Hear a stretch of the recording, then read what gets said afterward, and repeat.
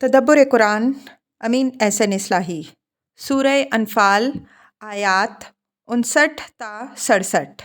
آگے کا مضمون آگے مسلمانوں کو جہاد کے لیے برابر تیار رہنے اور اس کے لیے اسلحہ اور قوت فراہم کرنے پر ابھارا ہے، اس لیے کہ بدر میں قریش کو جو شکست ہوئی اس نے قریش میں بھی آگ لگا دی، اور یہود بھی جو اب تک یہ توقع لیے بیٹھے تھے کہ وہ قریش کے ہاتھوں مسلمانوں کو ختم کرا دیں گے، اپنی اس توقع میں ناکام ہو کر نئے منصوبے بنانے میں پوری طرح سرگرم ہو گئے۔ ان حالات سے نمٹنے کے لیے مسلمانوں کو بھی ہدایت ہوئی کہ اب پوری سرگرمی سے جہاد کے لیے تیاری کرو۔ اس ضمن میں پیغمبر صلی اللہ علیہ وسلم کو یہ اطمینان بھی دلایا گیا ہے کہ اگر یہ معاندین کوئی مصالحانہ رویہ اختیار کرنے کا رجحان ظاہر کریں تو تم بھی مصلحت سے گریز نہ کرنا۔ اگر اس مصلحت کے پردے میں انہوں نے کوئی چال چلنے کی کوشش کی تو جس خدا نے اپنی نصرت اور انہی تھوڑے سے مسلمانوں کے ذریعے سے بدر میں تمہیں فتح دلائی ہے، وہ اب بھی تمہارے ساتھ ہے۔ پھر پیغمبر صلی اللہ علیہ وسلم کو یہ تسلی دی گئی کہ تم مسلمانوں کی تعداد کی کمی سے مطلق ہراساں نہ ہو، تمہارے لیے اللہ اور انہی تھوڑے سے مسلمانوں کی رفاقت کافی ہے، یہی قطرے سیلاب بنیں گے۔ مسلمانوں کو اطمینان دلاؤ کہ ان کے 10 آدمی کفار کے 100 آدمیوں پر بھاری ہوں گے۔ اصلی طاقت دلوں کی طاقت ہے، نہ کہ محض گنتی کی۔ جو لوگ تمہارے مقابل میں ہیں وہ محض کھوکھلے دل والے ہیں۔ اس مجموعہ کی آخری آیت 67 قرینہ سے معلوم ہوتا ہے کہ بعد میں مسلمانوں کی کثرت کے دور میں نازل ہوئی۔ اس نے مسلمانوں پر سے وہ ذمہ داری کچھ ہلکی کر دی جو اوپر والی آیت میں ان پر عائد ہوئی تھی۔ چونکہ اس کا تعلق اسی مضمون سے تھا، اسی وجہ سے اس کو یہاں جگہ دی گئی۔ آگے اس کی وضاحت آئے گی۔ اعوذ باللہ من الشیطان الرجیم، بسم اللہ الرحمن الرحیم۔ وَلَا يَحْسَبَنَّ الَّذِينَ كَفَرُوا سَبَقُوا إِنَّهُمْ لَا يُعْجِزُونَ وَأَعِدُّوا لَهُم مَّا اسْتَطَعْتُم مِّن قُوَّةٍ وَمِن رِّبَاطِ الْخَيْلِ تُرْهِبُونَ بِهِ عَدُوَّ اللَّهِ وَعَدُوَّكُمْ وَآخَرِينَ مِن دُونِهِمْ لَا تَعْلَمُونَهُمْ اللَّهُ يَعْلَمُهُمْ وَمَا تُنفِقُوا مِن شَيْءٍ فِي سَبِيلِ اللَّهِ يُوَفَّ إِلَيْكُمْ وَأَنتُمْ لَا تُظْلَمُونَ وَإِن جَنَحُوا لِلسَّلْمِ فَاجْنَحْ لَهَا وَتَوَكَّلْ عَلَى اللَّهِ إِنَّهُ هُوَ السَّمِيعُ الْعَلِيمُ وَإِن يُرِيدُوا أَن يَخْدَعُوكَ فَإِنَّ حَسْبَكَ اللَّهُ هُوَ الَّذِي أَيَّدَكَ بِنَصْرِهِ وَبِالْمُؤْمِنِينَ وَأَلَّفَ بَيْنَ قُلُوبِهِمْ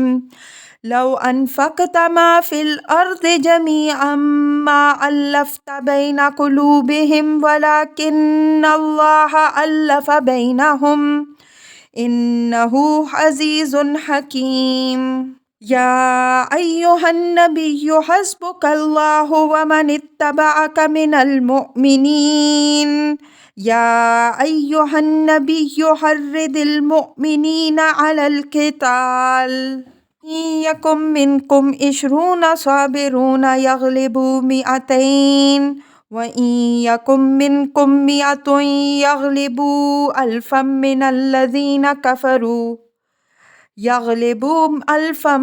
الَّذِينَ كَفَرُوا بِأَنَّهُمْ قَوْمٌ لَّا يَفْقَهُونَ الْآنَ خَفَّفَ اللَّهُ عَنكُمْ وَعَلِمَ أَنَّ فِيكُمْ ضَعْفًا فَإِن يَكُن مِّنكُم 100 صَابِرَةٌ يَغْلِبُوا 200 وَإِن يَكُن مِّنكُمْ 1000 يَغْلِبُوا 2000 بِإِذْنِ اللَّهِ وَاللَّهُ مَعَ الصَّابِرِينَ۔ ترجمہ، اور یہ کافر یہ گمان نہ کریں کہ وہ نکل بھاگیں گے، وہ ہمارے قابو سے باہر نہیں جا سکیں گے، اور ان کے لیے جس حد تک کر سکو فوج اور بندھے ہوئے گھوڑے تیار رکھو، جس سے اللہ کے اور تمہارے ان دشمنوں پر تمہاری ہیبت رہے، اور ان کے علاوہ کچھ دوسروں پر بھی جنہیں تم نہیں جانتے۔ اللہ انہیں جانتا ہے اور جو کچھ بھی تم اللہ کی راہ میں خرچ کرو گے وہ تمہیں پورا کر دیا جائے گا اور تمہارے ساتھ کوئی کمی نہ کی جائے گی۔ اگر وہ مصلحت کی طرف جھکیں تو تم بھی اس کے لیے جھک جائیو اور اللہ پر بھروسہ رکھیو، بے شک وہ سننے اور جاننے والا ہے۔ اور اگر وہ تم کو دھوکہ دینا چاہیں گے تو اللہ تمہارے لیے کافی ہے۔ وہی ہے جس نے اپنی نصرت سے اور مومنین کے ذریعے سے تمہاری امداد کی اور ان کے دلوں کو باہم جوڑا۔ اور اگر تم زمین میں جو کچھ ہے سب خرچ کر ڈالتے تو بھی ان کے دلوں کو باہم نہ جوڑ سکتے، لیکن اللہ نے ان کو جوڑ دیا، بے شک وہ غالب اور حکیم ہے۔ اے نبی، تمہارے لیے اللہ اور یہی مومنین جنہوں نے تمہاری پیروی اختیار کی ہے کافی ہیں۔ اے نبی، مومنین کو جہاد پر ابھارو۔ اگر تمہارے 20 آدمی ثابت قدم ہوں گے تو 200 پر غالب آئیں گے، اور اگر تمہارے 100 ہوں گے تو 1000 کافروں پر بھاری ہوں گے، یہ اس وجہ سے کہ یہ لوگ بصیرت سے محروم ہیں۔ اب اللہ نے تمہاری ذمہ داری ہلکی کر دی اور اس نے جان لیا کہ تم میں کچھ کمزوری ہے، سو تمہارے 100 ثابت قدم ہوں گے تو 200 پہ غالب رہیں گے، اور اگر 1000 ہوں گے تو اللہ کے حکم سے 2000 پر بھاری ہوں گے، اور اللہ ثابت قدموں کے ساتھ ہے۔ الفاظ کی تحقیق اور آیات کی وضاحت۔ وَلَا يَحْسَبَنَّ الَّذِينَ كَفَرُوا سَبَقُوا إِنَّهُمْ لَا يُعْجِزُونَ۔ اوپر کی آیات میں کفار کو جو دھمکی دی ہے، اور خاص طور پر یہ بات جو فرمائی ہے کہ ان کی ساری دوادوش اور ان کی تمام جولانیوں کا خدا احاطہ کیے ہوئے ہے، یہ اسی مضمون کی تاکید مزید ہے۔ فرمایا کہ اب ہم نے ان کا تعاقب شروع کر دیا ہے، اب یہ اس غلط فہمی کو ذہن سے نکال دیں کہ یہ ہم سے بچ کر نکل جائیں گے، یہ ہماری قابو سے باہر نہیں جا سکتے۔ جزا الصید کے معنی ہوں گے شکار قابو سے باہر نکل گیا، پکڑا نہ جا سکا۔ وَأَعِدُّوا لَهُم مَّا اسْتَطَعْتُم مِّن قُوَّةٍ وَمِن رِّبَاطِ الْخَيْلِ تُرْهِبُونَ بِهِ عَدُوَّ اللَّهِ وَعَدُوَّكُمْ وَآخَرِينَ مِن دُونِهِمْ لَا تَعْلَمُونَهُمْ اللَّهُ يَعْلَمُهُمْ وَمَا تُنْفِقُوا مِن شَيْءٍ فِي سَبِيلِ اللَّهِ يُوَفَّ إِلَيْكُمْ وَأَنْتُمْ لَا تُظْلَمُونَ۔ وَأَعِدُّوا لَهُم مَّا اسْتَطَعْتُم مِّن قُوَّةٍ وَمِن رِّبَاطِ الْخَيْلِ۔ لفظ قوہ قرآن میں جیسا کہ سورہ توبہ آیت 69، سورہ ہود آیت 108، سورہ کہف آیت 65، سورہ فصلت آیت 15 اور دوسری آیات سے واضح ہے۔ عددی قوت مین پاور کے لیے بھی آتا ہے۔ رباط الخیل سے مراد وہ گھوڑے ہیں جو خاص جنگ کے لیے تربیت دیے جاتے ہیں اور اسی غرض کے لیے محفوظ اور تیار رکھے جاتے ہیں۔ جنگ میں ہر قسم کے گھوڑے کام نہیں آتے۔ اس زمانے کی جنگ میں گھوڑوں ہی کی اصل اہمیت بھی تھی، اور عرب کی مخصوص آب و ہوا کے لحاظ سے ان کے ہاں گھوڑوں کی تربیت کا خاص اہتمام بھی تھا۔ اسی چیز کی ہدایت یہاں مسلمانوں کو دی گئی ہے کہ جہاد کے لیے قابل جہاد لوگوں کو بھی منظم کرو اور تربیت دیے ہوئے گھوڑوں کو بھی تیار رکھو۔ اب تک تو جو کسی جنگی مہم کی صورت پیش آئی، عرب کے عام دستور کے مطابق یہ ہوتا کہ ہر سپاہی جو سامان اس کو میسر ہوتا اس کے ساتھ اٹھ کھڑا ہوتا، لیکن اس آیت میں مسلمانوں کو یہ ہدایت کی جا رہی ہے کہ اپنی فوجی قوت نفری کے اعتبار سے بھی اور اسلحہ و اسباب پہ جنگ کے اعتبار سے بھی زیادہ سے زیادہ بڑھائیں۔ اس زمانے کی جنگ میں گھوڑوں کو وہی اہمیت حاصل تھی جو اس زمانے میں ٹینک اور ہوائی جہاز کو حاصل ہے۔ جنگ بدر میں مسلمانوں کے ساتھ گھوڑے بہت کم تھے، آگے کے مراحل کے لیے ان کی تعداد زیادہ کرنے کی تاکید ہوئی۔ تُرْہِبُونَ بِهِ عَدُوَّ اللَّهِ وَعَدُوَّكُمْ، یہ اس تیاری کا مقصد بیان ہوا ہے کہ اللہ کے اور تمہارے دشمنوں پر تمہارا دھاکہ اور تمہاری ہیبت قائم رہے کہ تمہیں نرم چارہ سمجھ کر وہ تم پر حملہ کرنے کی جرت نہ کریں۔ یہاں مسلمانوں کے تمام دشمنوں کو اللہ کا دشمن ٹھہرایا گیا ہے، اس لیے کہ مسلمانوں کی جنگ جس سے بھی تھی اللہ کے دین کے لیے تھی، اس میں کسی اور چیز کا کوئی دخل نہ تھا۔ وَآخَرِينَ مِن دُونِهِمْ لَا تَعْلَمُونَهُمْ اللَّهُ يَعْلَمُهُمْ۔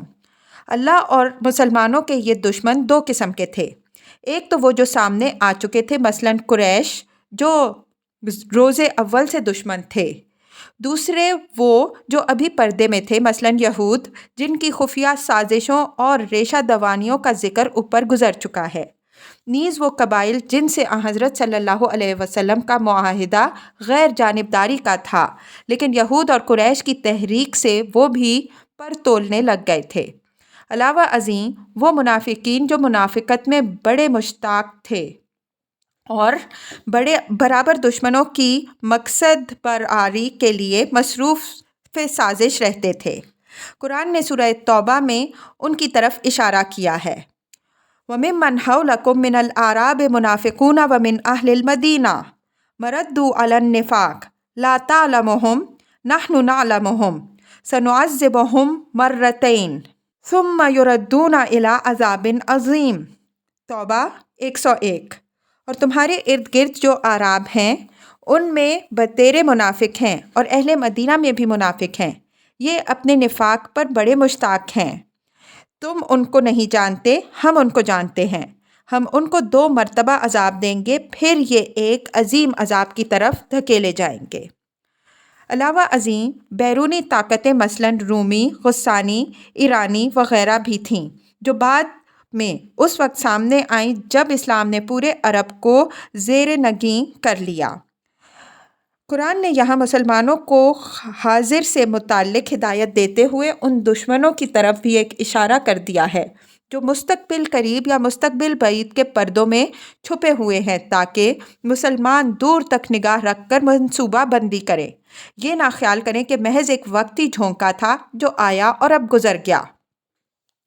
وَمَا تُنْفِقُوا مِنْ شَيْءٍ فِي سَبِيلِ اللَّهِ إِلَى الْآيَةِ، یہ جنگی تیاریوں کے سلسلے میں انفاق کی حوصلہ افزائی فرمائی ہے کہ اس مقصد کے لیے جو کچھ بھی خرچ کرو گے تمہارا کوئی دھیلا پیسہ بھی ضائع جانے والا نہیں ہے۔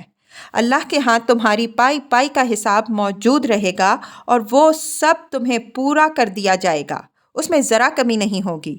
یہ امر یہاں ملحوظ رہے کہ یہ پورا کیا جانا اسی اصول کے مطابق ہوگا جو نیکیوں کے اجر کے لیے اللہ تعالیٰ نے مقرر فرمایا ہے اور جو قرآن میں دوسرے مقام میں مذکور ہے۔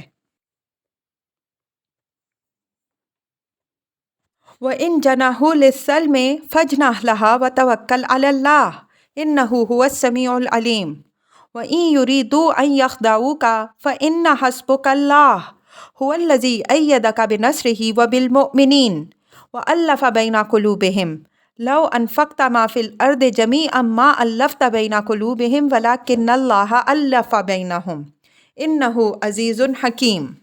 وَإِن جَنَحُوا لِلسَّلْمِ فَاجْنَحْ لَهَا وَتَوَكَّلْ عَلَى اللَّهِ سَلَمَ يَسْلِمُ صلح اور مصالحت کے معنی میں آتا ہے اور یہ مؤنث بھی استعمال ہوتا ہے۔ اوپر جنگ کا جو حکم ہوا ہے وہ حَتَّى لَا تَكُونَ فِتْنَةٌ وَيَكُونَ الدِّينُ كُلُّهُ لِلَّهِ کی تصریح کے ساتھ ہے، جس کے معنی یہ ہوئے کہ قریش کے ساتھ یہ جنگ اس وقت تک ختم ہونے والی نہیں ہے جب تک کہ فتنہ کا اور سرزمین حرم سے ہر شائبہ شرک و کفر کا استیصال نہ ہو جائے۔ یہاں یہ واضح فرمایا کہ یہ حکم اس بات کے منافی نہیں ہے کہ کسی مرحلے میں قریش اگر صلح کے خواہان ہوں تو ان سے صلح کر لی جائے۔ ان کی صلح کی پیشکش کو قبول کرنے کی حضرت صلی اللہ علیہ وسلم کو اجازت دے دی گئی۔ اس وقت تک قریش کے لیڈروں نے جس عناد کا اظہار کیا تھا اس کو سامنے رکھتے ہوئے ان سے یہ توقع نہیں تھی کہ وہ کوئی مصالحت نیک نیتی سے کریں گے، بلکہ اندیشہ تھا کہ شرارت کر کے اور دھوکہ دینے کے لیے کریں گے۔ اس وجہ سے ان پر اعتماد کرنے کا مسئلہ بڑا مشکل تھا۔ تاہم چونکہ اجتماعی اصول عدل اسی بات کا مقتضی تھا کہ حریف کی صلح کی پیشکش ٹھکرائی نہ جائے، اس وجہ سے حضرت صلی اللہ علیہ وسلم کو ہدایت ہوئی کہ اس اندیشے کے باوجود مصالحت قبول کر لینا اور اللہ پر بھروسہ رکھنا۔ اللہ سننے اور جاننے والا ہے۔ اگر اس کے اعتماد پر تم ایک مقصد خیر کی خاطر خطرہ مول لوگے تو اللہ تمہاری مدد فرمائے گا اور حریف اس سے کوئی غلط فائدہ اٹھانے کا ارادہ بھی کرے تو کامیاب نہ ہوگا۔ وَإِن يُرِيدُوا أَن يَخْدَعُوكَ فَإِنَّ حَسْبُكَ اللَّهُ، یعنی زیادہ سے زیادہ کیا ہوگا، یہی تو کہ وہ تمہیں دھوکہ دینے کی کوشش کریں گے تو اس کی پرواہ نہ کرنا، اللہ تمہارے لیے کافی ہے۔ اللہ تمہارے لیے کافی ہے کہ اجمال میں جو کچھ مضمر ہے، قلم اس کی تعبیر سے اگرچہ قاصر ہے لیکن وہ بغیر کسی اظہار کے بھی ظاہر ہے۔ یہاں خاص طور پر غور کرنے کی چیز یہ ہے کہ اسلام حق و انصاف کے جس اصول کی تلقین انسان کو اس کی انفرادی زندگی کے لیے کرتا ہے، اسی کی تلقین اس کی اجتماعی زندگی کے لیے بھی کرتا ہے، اور اسی کی تلقین اس کی بین الاقوامی زندگی کے لیے بھی کرتا ہے، اور اسی تصریح کے ساتھ کرتا ہے کہ اگر اس میں کچھ خطرہ اور اندیشہ بھی ہو، جب بھی کسی خیر کی پیشکش ٹھکرائی نہ جائے بلکہ اللہ پر بھروسے کر کے وہ قبول کر لی جائے۔ یہ توکل علی اللہ یہاں خاص طور پر نگاہ میں رہے۔ معلوم ہوا کہ توکل صرف مسجد کی چار دیواری تک محدود نہیں بلکہ میدان جنگ میں بھی اہل ایمان کی قوت اور بین الاقوامی معاملات میں بھی اہل ایمان کی پشت پناہ ہے۔ هو الذی ایدک بنصرہ وبالمؤمنین، یہ اس حسبک اللہ کی دلیل بیان ہوئی ہے کہ جس خدا نے بدر میں اپنے فرشتوں کی فوج سے تمہاری مدد کی اور مٹھی بھر مسلمانوں سے کفار کی دل بدل فوج کچلوا دی، وہ خدا تمہاری اس وقت بھی مدد فرمائے گا جب تمہارے یہ حریف صلح کے پردے میں تمہارے خلاف جنگ کی اسکیمیں بنائیں گے اور تمہاری نیکی سے کوئی غلط فائدہ اٹھانے کی کوشش کریں گے۔ وَأَلَّفَ بَيْنَ قُلُوبِهِمْ لَوْ أَنفَقْتَ مَا فِي الْأَرْضِ جَمِيعًا مَا أَلَّفْتَ بَيْنَ قُلُوبِهِمْ۔ اوپر جو یہ اشارہ ہوا ہے کہ اللہ نے مومنین کے ذریعے سے تمہاری مدد فرمائی، یہ اس چیز کی وضاحت ہے کہ یہ کوئی معمولی بات نہیں ہے بلکہ خاص تائید غیبی ہی کا یہ کرشمہ ہے۔ کسی شیطانی مقصد کے لیے کسی بھیڑ کا اکٹھا کر لینا تو مشکل نہیں ہوتا، ہر نعرہ باز یہ کام کر سکتا ہے، لیکن خاص اللہ کے کام کے لیے جس میں خدا کی خوشنودی اور آخرت کی طلب کے سوا کسی دوسری چیز کا کوئی ادنا شائبہ نہ ہو، کلمہ حق کے جانثاروں کی ایک جمعیت کا فراہم ہو جانا بغیر اس کے ممکن نہیں ہوا کہ اللہ نے تائید کی اور اس کی توفیق بخشی نے رہنمائی فرمائی۔ جو لوگ نبی صلی اللہ علیہ وسلم کے ساتھ جمع ہوئے تھے، اپنی یہ نئی زندگی اختیار کرنے سے پہلے دور جاہلیت کی تمام برائیوں میں آلودہ تھے۔ ان کے قبیلے جدا جدا تھے اور ان میں شدید قسم کے تعصبات تھے۔ ان کے دیوتا الگ الگ تھے اور یہ آنکھیں بند کر کے ان کی پرستش کرتے تھے۔ ان کے مفادات باہم متصادم تھے اور یہ ان کے حاصل کرنے کے لیے جائز و ناجائز اور عدل و ظلم کے تمام حدود و قیود سے آزاد تھے۔ اس طرح کے لوگوں کو ان کے تمام تعصبات و مفادات اور تمام رسوم و عادات سے چھڑا کر بالکل ایک نئے سانچے میں ڈھال دینا اور اس سانچے کو ان کی نگاہوں میں اتنا محبوب بنا دینا کہ اس کی خاطر وہ قوم، وطن، خاندان، جائیداد اور بیوی بچے سب چھوڑ کر اٹھ کھڑے ہوں، یہ خدا ہی کے لیے ممکن ہے۔ کوئی انسان یہ کام نہیں انجام دے سکتا اگرچہ وہ دنیا جہاں کے سارے وسائل اس پر صرف کر ڈالے۔ اللہ عزیز و حکیم ہے، وہ جو کام کرنا چاہتا ہے کر ڈالتا ہے اور اس کا ہر کام حکمت پر مبنی ہوتا ہے۔ یہ اشارہ ہے ہدایت و ضلالت کے اس قانون کی طرف جس کی وضاحت ایک سے زیادہ مقامات میں ہو چکی ہے۔ یا ایھا النبی حسبک اللہ ومن اتبعک من المؤمنین، یا ایھا النبی حرض المؤمنین علی القتال ان یکن منکم 20 صابرون یغلبوا 200 وان یکن منکم 100 یغلبوا 1000 من الذین کفروا بانہم قوم لا یفقہون۔ یا ایھا النبی حسبک اللہ ومن اتبعک من المؤمنین، یہ آیت تمہید ہے اس حکم کی جو بعد والی آیت میں مسلمانوں کو جہاد پر ابھارنے کے لیے نبی صلی اللہ علیہ وسلم کو دیا گیا ہے۔ مطلب یہ ہے کہ تمہارے لیے اللہ کی مدد اور ان تھوڑے سے مسلمانوں ہی کی رفاقت کافی ہے، تو تم کفار کی کثرت اور اپنے ساتھیوں کی قلت کی فکر نہ کرو۔ گویا وہی بات جو اوپر فَإِنَّ حَسْبُكَ اللَّهُ هُوَ الَّذِي أَيَّدَكَ بِنَصْرِهِ وَبِالْمُؤْمِنِينَ کے الفاظ میں ارشاد ہوئی ہے، یہاں دوسرے اسلوب سے کہی گئی ہے۔ بعض لوگوں نے یہ خیال کیا کہ وَمَنِ اتَّبَعَكَ کا عطف اللہ پر ماننے سے شرک کا پہلو پیدا ہوتا ہے، لیکن یہ خیال کلام کے سیاق و سباق پر غور نہ کرنے سے پیدا ہوتا ہے۔ ہم نے جو تعویل کی ہے وہ بالکل واضح قرآن کے نظائر کے مطابق اور شرک کے ہر شائبہ سے پاک ہے۔ یا ایھا النبی حرض المؤمنین، یہ اسی اوپر والے مضمون کی وضاحت ہے کہ ہر چند تمہارے ساتھیوں کی تعداد با اعتبار کمیت تھوڑی ہے لیکن با اعتبار کیفیت بہت ہے۔ تمہارے 20 ثابت قدم مسلمان کفار کے 200 آدمیوں پر اور تمہارے 100 آدمی ان کے 1000 آدمیوں پر بھاری ہوں گے۔ اس کی وجہ یہ ہے کہ تمہارے ساتھیوں کو اللہ نے بصیرت ایمانی سے نوازا ہے اور تمہارے حریف اس بصیرت سے محروم ہیں۔ لا یفقہون میں فقہ سے مراد بصیرت ایمانی ہے۔ یہی بصیرت انسان کا اصل جوہر ہے۔ اس بصیرت کے ساتھ جب مومن میدان جنگ میں نکلتا ہے تو وہ اپنے تنہا وجود کے اندر ایک لشکر کی قوت محسوس کرتا ہے۔ اس کو اپنے دائیں بائیں خدا کی نصرت نظر آتی ہے۔ موت اس کو زندگی سے زیادہ عزیز اور محبوب ہوتی ہے، اس لیے کہ اس کی بصیرت اس کے سامنے اس منزل کو روشن کر کے دکھا دی جاتی ہے جو اللہ کی راہ میں شہید ہونے والوں کے لیے مخصوص ہے۔ یہی بصیرت اس کے اندر وہ صبر اور ثبات پیدا کرتی ہے جو اس کو تنہا اس بصیرت سے محروم 10 آدمیوں پر بھاری کر دیتی ہے۔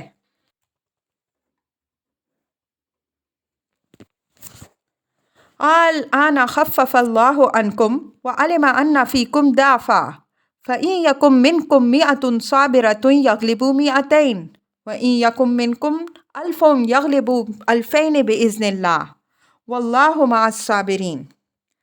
الآن کا لفظ یہاں اس بات کا قرینہ ہے کہ یہ آیت اوپر کی آیات کے بہت بعد اس دور میں نازل ہوئی ہے جب مسلمانوں کی تعداد زیادہ ہو گئی ہے۔ چنانچہ دونوں میں تقابل کی نسبت بھی مختلف ہے۔